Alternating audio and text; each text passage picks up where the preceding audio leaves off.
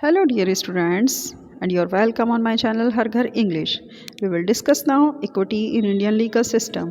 Question number 2 आपका यहाँ पर एक्सप्लेन किया जा रहा है सभी BLLB सेकंड सेमेस्टर स्टूडेंट्स के लिए। ये क्वेश्चन बहुत ज़्यादा मोस्ट इंपॉर्टेंट है। आप इसके नोट्स बनाते चलिए और विदाउट स्किप आप पूरी वीडियो को ध्यान से देखिएगा। आपको एक एक टर्म्स बहुत अच्छे से यहाँ पर समझाई जाएगी ताकि आपको बहुत ईजी रहे एग्ज़ाम की प्रिपरेशन करना।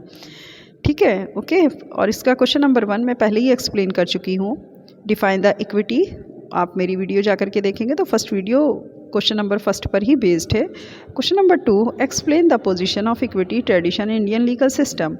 आपसे पूछा जा रहा है कि एक्सप्लेन करिए इक्विटी ट्रेडिशन में इंडियन लीगल सिस्टम में क्या स्थिति है, इक्विटी ट्रेडिशन की इंडियन लीगल सिस्टम में क्या पोजीशन है, इसकी व्याख्या करनी है आपको। आंसर है, इंट्रोडक्शन से स्टार्ट करते हैं। पहली heading introduction. The equity tradition in the Indian legal system stems from British colonial influence and serves as a tool to ensure fairness and justice where strict legal rules may fall short. कहा जा रहा है कि equity tradition Indian legal system में जो इसका stems आई हैं वो कहाँ से आई हैं, वो है ब्रिटिश कॉलोनियल से, जहाँ से वो प्रभावित था। और इसको एक टूल के रूप में यूज़ किया गया था स्टार्टिंग में, जहाँ पर हमें ये इंश्योर करना था कि हमारा जो जस्टिस है पूरी तरह फेयर है। और जहाँ पर स्ट्रिक्ट लीगल सिस्टम की बात हो रही थी तो वहाँ पर जहाँ ये ऐसा लग रहा था कि स्ट्रिक्टली लीगल सिस्टम को अप्लाई करना या रूल्स को अप्लाई करना थोड़ा नामुमकिन लग रहा था, तो वहाँ पर इक्विटी का सहारा लेकर इक्विटी लीगल सिस्टम को अपनाया गया। It complements statutory laws and is reflected in key areas. It complements statutory laws, ये एक तरह का पूरक का काम किया इसने स्टेटरी लॉज में, जिसमें कि इसके कई की एरियाज़ हैं जिसके ऊपर इनका रिफ्लेक्शन पड़ा। तो it complements statutory laws and is reflected in key areas. आइए देखते हैं स्टेचुरी लॉज में जो कॉम्प्लीमेंट्स की तरह काम हुआ और इसका जो रिफ्लेक्शन पड़ा वो की एरियाज़ कौन कौन से हैं। फर्स्ट एरिया है, first of all, historical influence. Introduce through British courts equity blended with local laws and customs. Historical influence की बात की जाए तो इसमें सबसे पहले जो ब्रिटिश कोर्ट्स थे उन्होंने इसको इंट्रोड्यूस किया इक्विटी लॉ को, और इक्विटी को पूरी तरीके से लोकल लॉज और कस्टम्स पर ब्लेंडेड किया गया, यानी कि इसको लागू किया गया या इसको जो है एक तरीके से बांधा गया लोकल लॉज और कस्टम्स के साथ में। Number 2, constitutional role. Constitutional role कैसे है? Principles of equity are embodied in the preamble fundamental rights example article 14 and 21 and directive principle of state policy. Principles of equity जो कि पूरी तरीके से जोर देती है हमारे प्रस्तावना में भी और फंडामेंटल राइट्स में भी। तो इक्विटी के जो सिद्धांत हैं जाहिर सी बात है उनको हमारे कॉन्स्टिट्यूशन की प्रस्तावना और फंडामेंटल राइट्स में बहुत ज़्यादा जोर दे करके इस पर बात की गई है, जिसमें कि आर्टिकल 14 एंड 21 इंक्लूड हैं। और जो डायरेक्टिव प्रिंसिपल्स हैं मतलब राज्य के नीति निदेशक तत्व हैं जो कि राज्य की पॉलिसी या नीतियाँ बनाने के काम आते हैं, तो उसके अंदर भी इक्विटी रूल्स को बहुत ज़्यादा ही फोकस किया गया या एम्बॉर्डेड किया गया। Number 3, judicial application.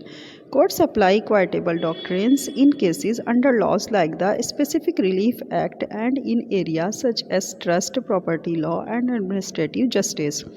Judicial application में हम देखेंगे कि किस तरीके से इक्विटी को अपनाया।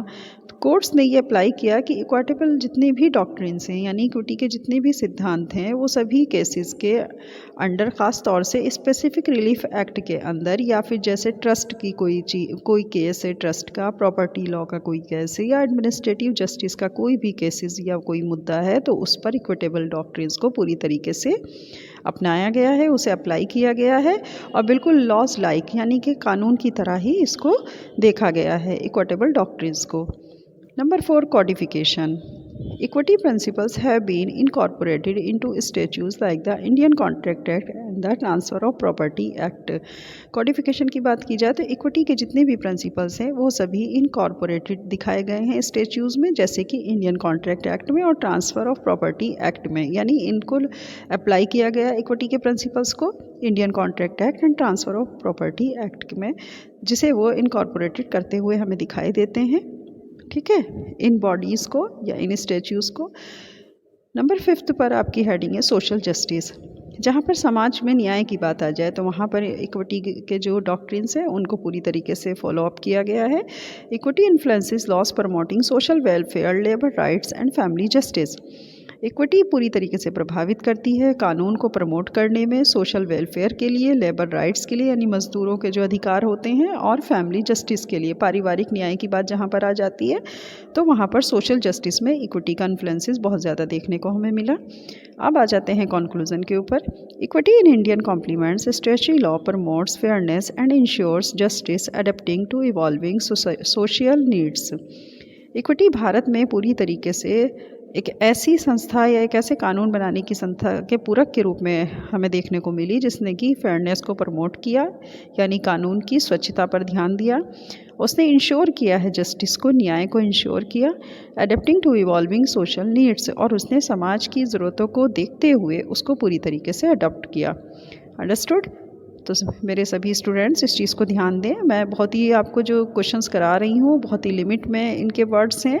एक तरह से देखा जाए तो आपके लिए बहुत ही मतलब टफ़ क्वेश्चन भी इजी लगेगा आपको याद करने में, और इसके नोट्स आप साथ साथ बनाते चलिए। और ज़्यादा से ज़्यादा BLLB सेकंड सेमेस्टर के स्टूडेंट्स अगर इस वीडियो को देखते हैं और इस चैनल से जुड़ते हैं तो बहुत ही most important videos, most important content यहाँ पर उनके लिए अवेलेबल रहेगा।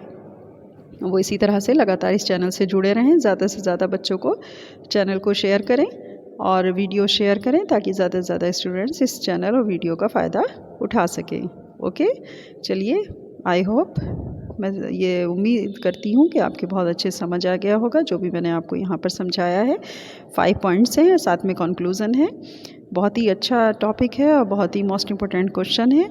इस तरह से आप अपनी प्रिपरेशन को अपना जो है पूरी तरीके से करिए और नोट्स को प्रिपेयर करिए।